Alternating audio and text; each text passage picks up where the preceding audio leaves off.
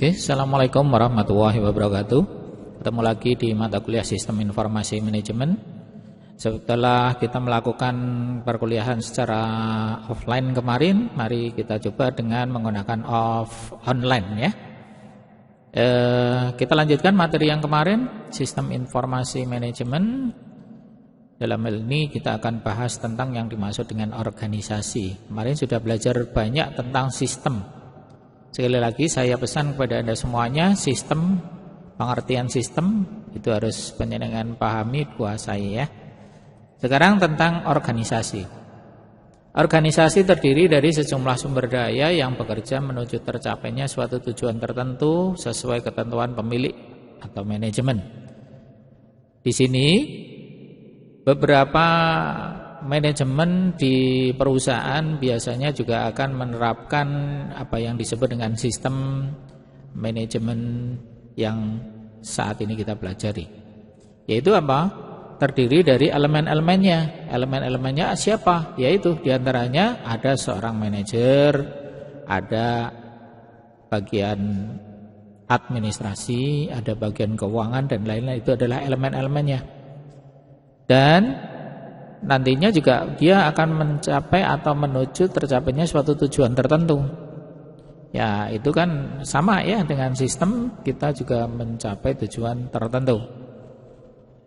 Nah, di sini yang dimaksud dengan organisasi adalah ada strukturnya. Direktur keuangan, sumber daya manusia dan pemasaran itu bagian dari elemen-elemennya dari suatu organisasi.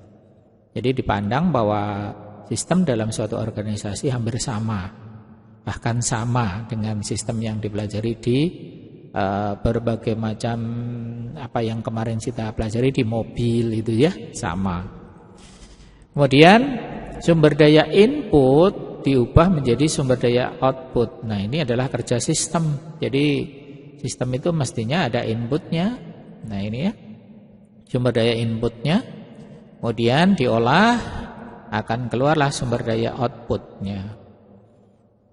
Nah, di samping itu sumber daya mengalir ya, mengalir dari sumber daya elemen inputnya melalui elemen transformasi. Penjenengan tahu sendiri bahwa yang namanya transformasi ada perubahan yang menuju kemana? Ke elemen output. Digambarkan 3 elemen itu disebut input, transformasi dan output. Kita gambarkan seperti ini ya, masukan atau input, kemudian transformasi atau dirubah menjadi output atau keluaran. Nah, contohnya kita lihat bersama-sama. Nah, di sini ya, inputnya ada jahe ya ini. Saya contohkan di sini adalah industri manufaktur, jahe. Ya, inputnya sebagai bahan mentahnya, kemudian diolah dalam sebuah pabrik yang disebut dengan manufaktur prosesnya. Kemudian keluarannya adalah ini ya, tolak angin. Saya tidak promosikan salah satu produk ya, tapi ini seperti di Sidomuncul itu bahan mentahnya ini jahe dan lain-lain, empon-empon lah pokoknya banyak ya. Kemudian diproses manufaktur, kemudian keluarnya adalah barang jadi yang berupa herbal ya, obat herbal tolak angin yang banyak digunakan oleh banyak masyarakat. Nah, mekanisme kontrolnya adalah manajemen perusahaan. Jadi yang mengontrol semuanya adalah di manajemen perusahaan. Di sana tujuannya adalah sasaran-sasaran yang ingin dicapai oleh perusahaan. Salah satu sasarannya adalah supaya bisa memproduksi obat herbal ini untuk dikonsumsi oleh masyarakat. Lingkaran umpan baliknya adalah arus informasi kepada manajemen dan dari manajemen. Artinya bisa saja dari manajemen memberikan masukan, memberi umpan balik. Demikian juga dari konsumen. Misalnya konsumen menyampaikan, atau bagian pemasaran ya, bagian distribusi menyampaikan ada masukan dari masyarakat bahwa tolak angin ini rasanya kurang bagaimana, sehingga di bagian produksi akan mengkoreksi atau bahkan membetulkan apa yang salah di dalam hasilnya, Demikian juga dengan berbagai macam tampilannya yang ada di sini. Kalau ada masukan dari konsumen, maka dimasukkan ke dalam umpan balik manajemen, sehingga produk ini akan semakin lama mendapatkan masukan, mendapatkan umpan balik akan jadi lebih sempurna lagi. Tujuan daripada mekanisme kontrol itu adalah seperti itu. Kemudian kalau perusahaan bisnis adalah merupakan suatu sistem fisik yang terdiri dari sumber daya fisik. Fisik itu bisa terlihat ya, bisa dipegang gitu ya.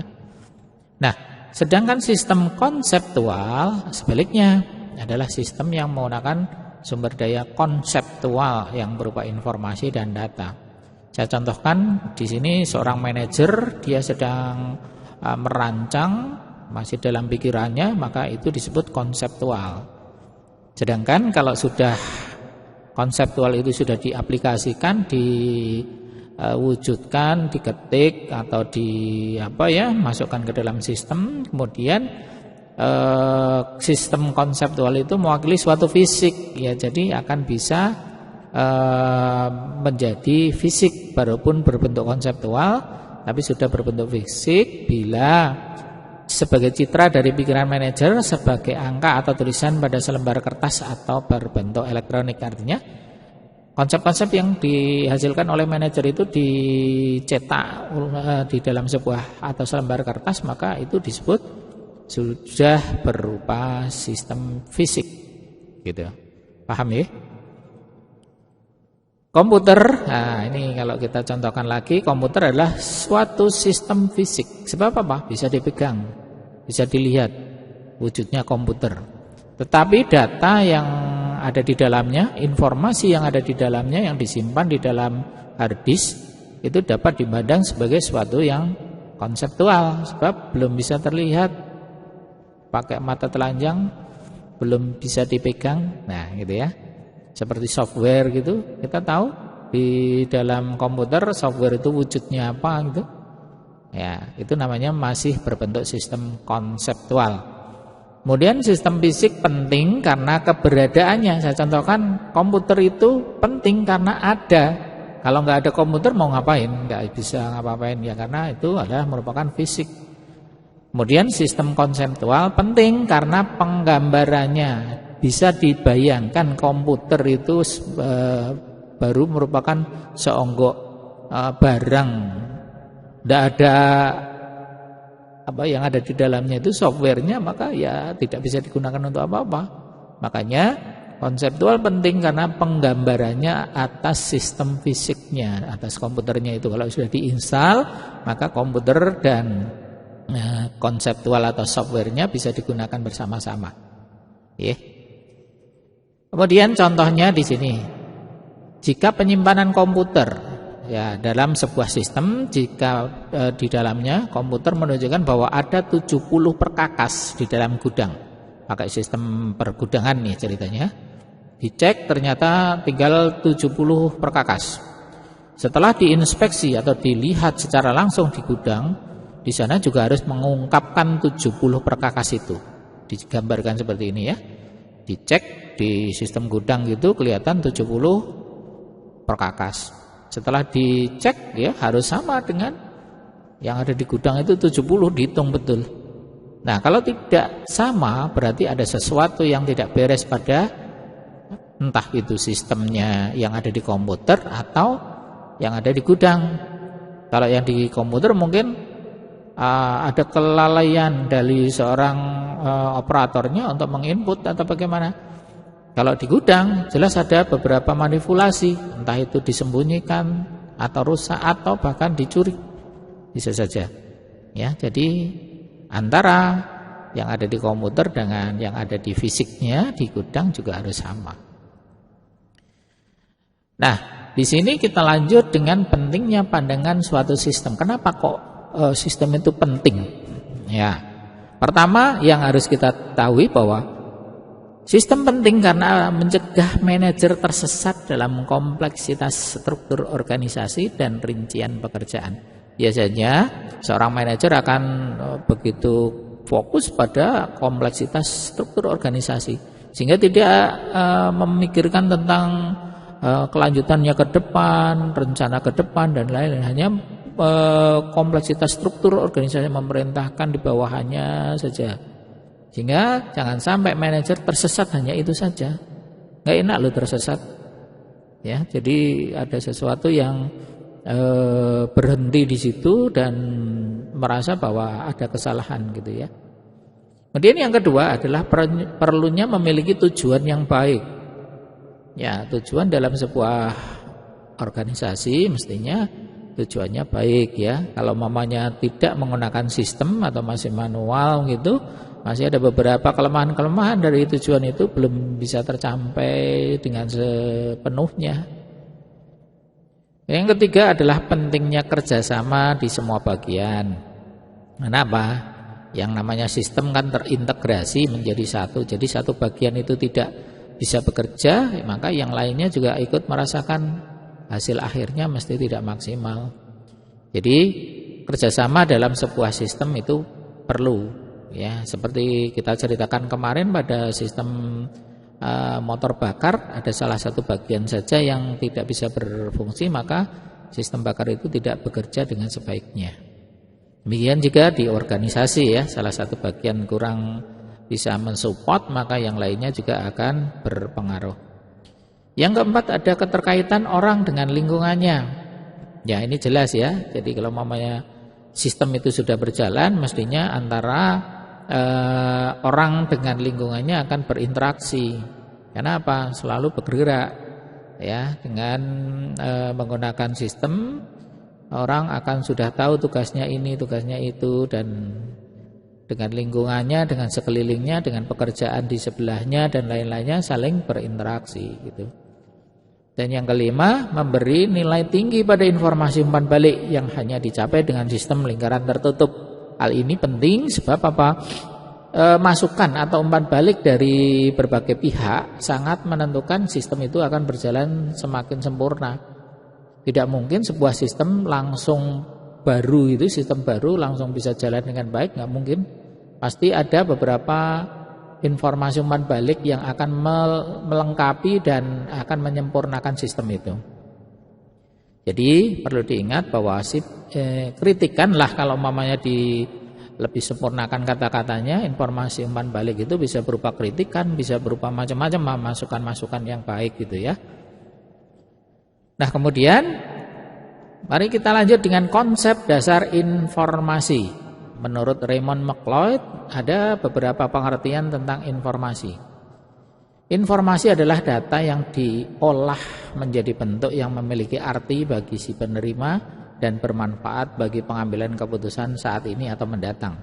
Ini diambil dari bukunya Raymond McLeod yang berjudul Management Information System, A Study of Computer-Based Information System, edisi ke-6 tahun 92. Sudah lama ya, sementara sekarang masih relevan dengan pengertian ini. Saya akan membedakan antara data dan informasi untuk mengingatkan panjenengan bahwa data dan informasi kemarin sudah saya sampaikan.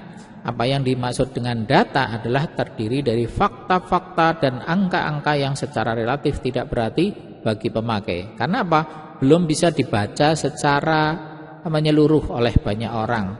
Tapi dia masih berupa fakta, betul-betul fakta. Jangan sampai data itu tidak berfakta. Maka itu akan mengakibatkan informasinya juga tidak bermanfaat nantinya.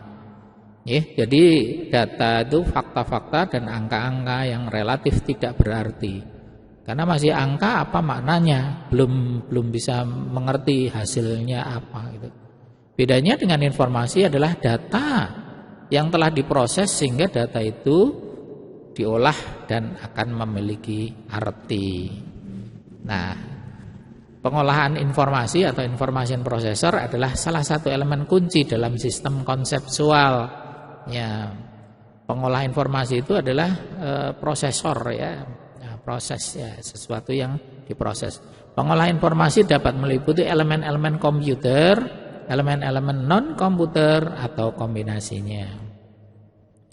Contohnya, kita dapat mengetahui bahwa data mentah atau yang tadi disampaikan adalah fakta ya, dapat berupa jumlah jam kerja tiap pegawai perusahaan.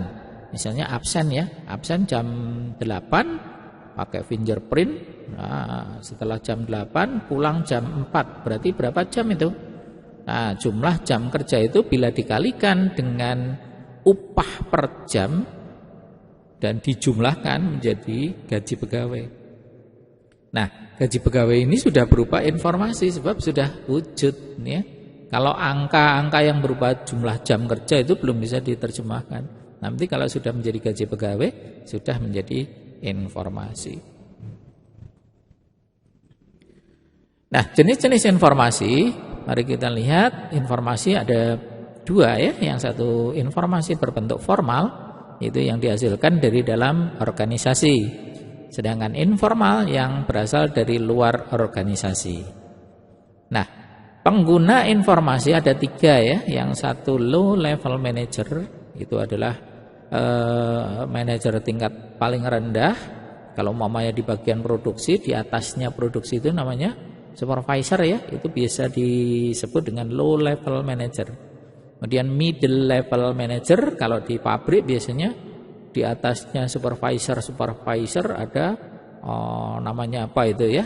Nah, itu disebut middle level manager. Nah, yang paling tinggi top level manager biasanya ini akan hanya menerima laporan-laporan dari middle level manager, dan dia di top level manager akan banyak berhubungan dengan yang disebut perancangan atau rencana jangka panjang, entah 5 tahun, entah 10 tahun, entah 50 tahun. Biasanya yang berpikir tentang jangka panjang adalah top level manager. Nah, sekarang mari kita lihat ciri-ciri informasi. Yang pertama adalah terbaru. Jadi nanti apa yang penjenengan sampaikan pada saat menyampaikan informasi harus terbaru, ya. Kemudian tepat waktu. Ya, kalau mamanya sudah kadaluarsa, sudah bukan informasi yang baik, ya. Kemudian relevan sesuai dengan keadaannya. Kemudian konsisten, ya. Konsisten itu stabil, ya. Setiap saat mesti dapat informasi. Kemudian penyajiannya dalam bentuk yang sederhana, jangan sampai menyampaikan informasi malah dibuat rumit gitu, maka itu bukan ciri-ciri informasi yang baik, ya. Penyajian semakin sederhana semakin baik, ya, ciri-ciri dari informasi.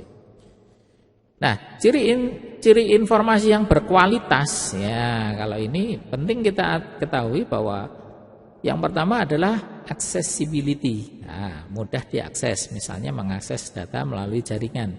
Nah, ciri-ciri informasi yang baik, yang berkualitas adalah mudah diakses.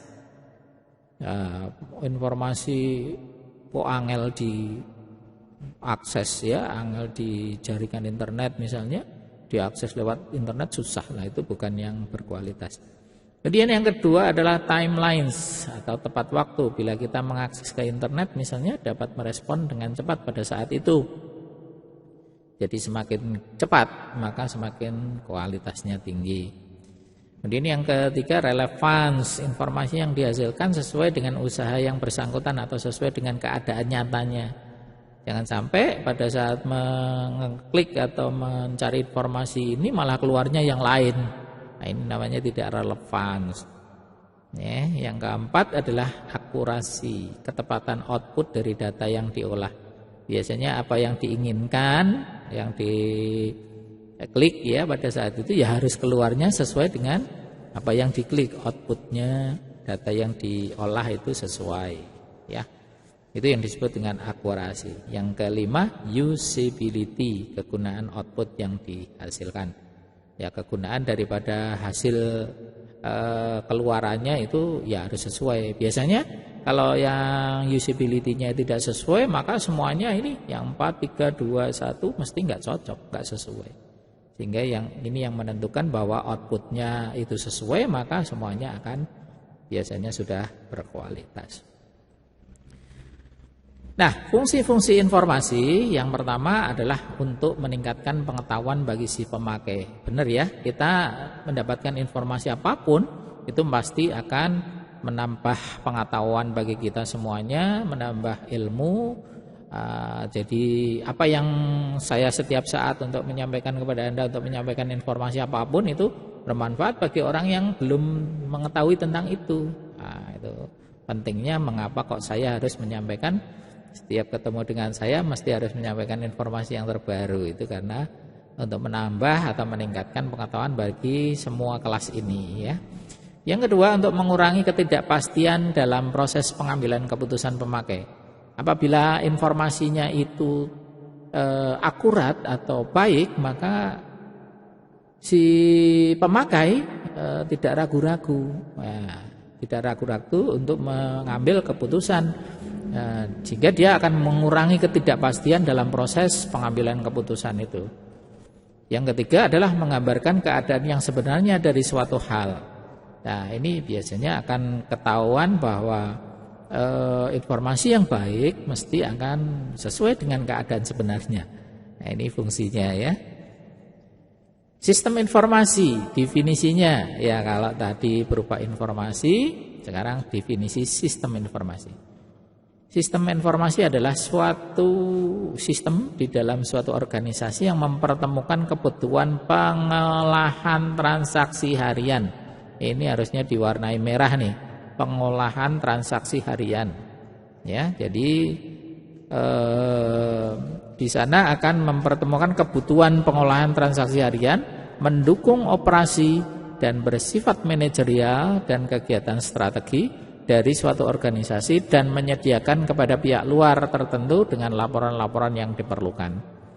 Nah, ini pentingnya dalam sebuah informasi itu tergantung atau digunakan oleh banyak, ya, diperlukan laporan-laporannya diperlukan oleh banyak orang, baik di pihak luar maupun di pihak dalam manajemen atau di pihak di luar manajemen.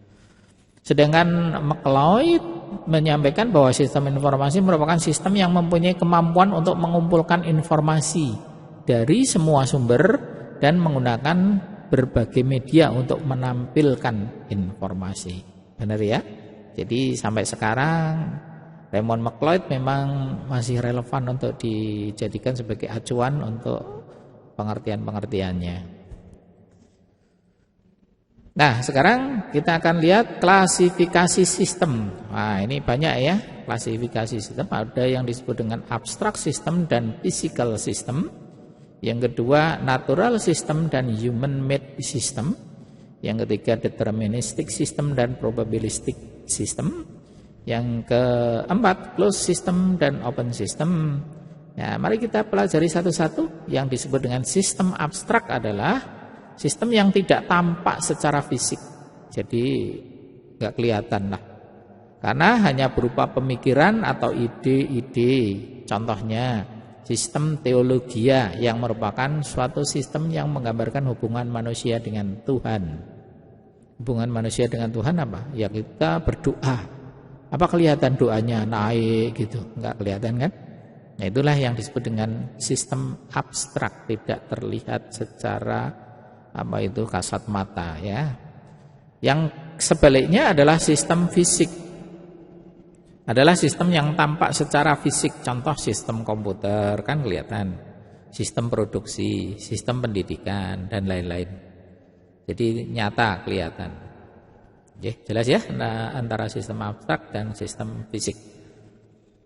Yang kedua tadi, apa yang disebut dengan sistem alamiah atau natural system, adalah sistem yang terjadi dari proses-proses alam. Contoh sistem geologi, ya, antara perputaran bumi ke matahari, itu contohnya sistem geologi, ya. Jadi natural, keadaan yang dibuat oleh alam, ciptaan Allah Subhanahu wa taala. Nah, sistem alamiah. Kebalikannya adalah sistem buatan manusia atau human made system. Adalah contoh sistem yang dirancang atau didesain oleh manusia. Nah, ini banyak, ada sistem informasi, sistem mobil, dan lain-lain, ya, banyak. Kemudian yang berikutnya adalah sistem deterministik. Adalah sistem yang beroperasi dengan tingkah laku yang dapat diramalkan. Nah, ini contohnya interaksi antara elemen-elemen dapat dideteksi sehingga outputnya juga dapat diramalkan. Contohnya sistem komputer, bila ngeklik ini maka keluarnya ini, kan sudah bisa diramalkan.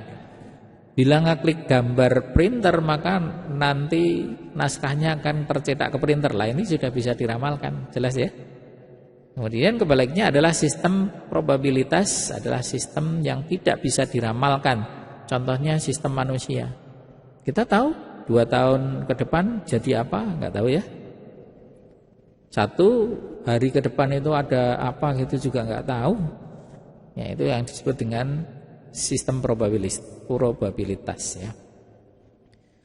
Kemudian yang berikutnya ini sudah kita pelajari di kemarin ya, sistem tertutup adalah sistem yang tidak berhubungan dengan lingkungan luarnya, dan sistem yang terbuka adalah sistem yang berhubungan atau dipengaruhi oleh lingkungan luarnya. Ini sudah saya ulas kemarin.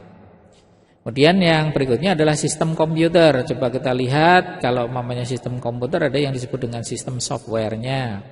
Di sana ada sistem manajemen program dari mulai BIOS, ngeset pertama kali itu ya, manajemen program, kemudian ada sistem support program, driver dan lain-lainnya, itu kan ada ya. Kemudian ada sistem development software, membangun software ya kayak antivirus dan lain-lain itu ya. Kemudian yang kedua application software, ada yang general purpose application program, program yang digunakan oleh banyak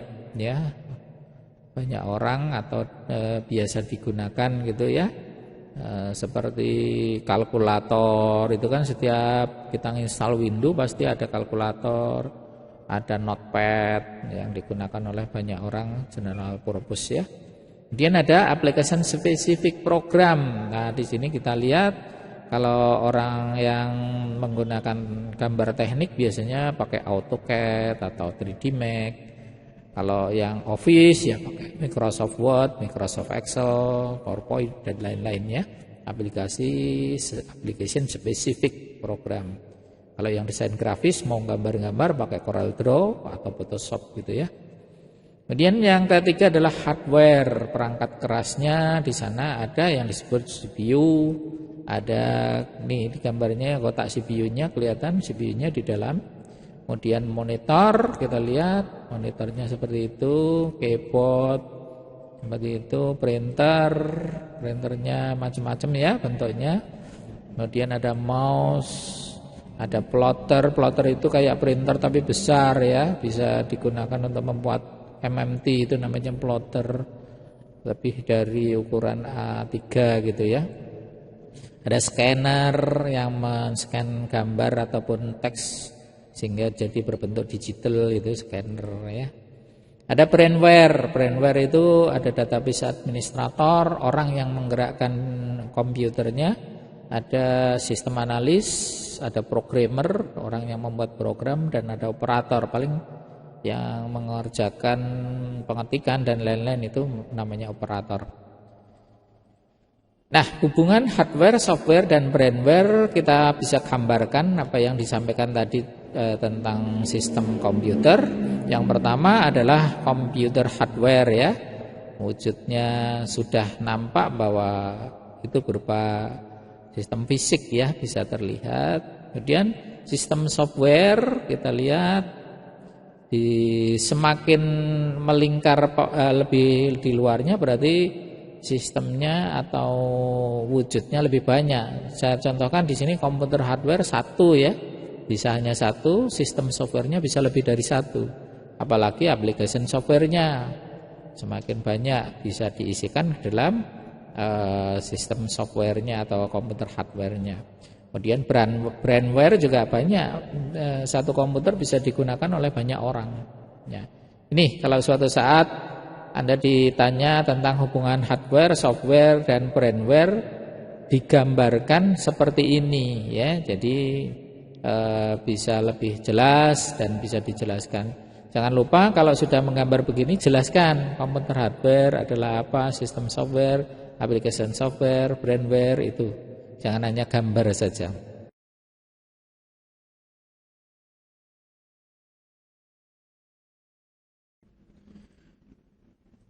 Oke, saya kira itu dulu materi kali ini. Semoga apa yang saya sampaikan bisa bermanfaat, bisa menambah ilmu bagi Anda semuanya. Terima kasih, ada kesalahan dan kekurangan saya minta maaf. Saya akhiri. Assalamualaikum warahmatullahi wabarakatuh.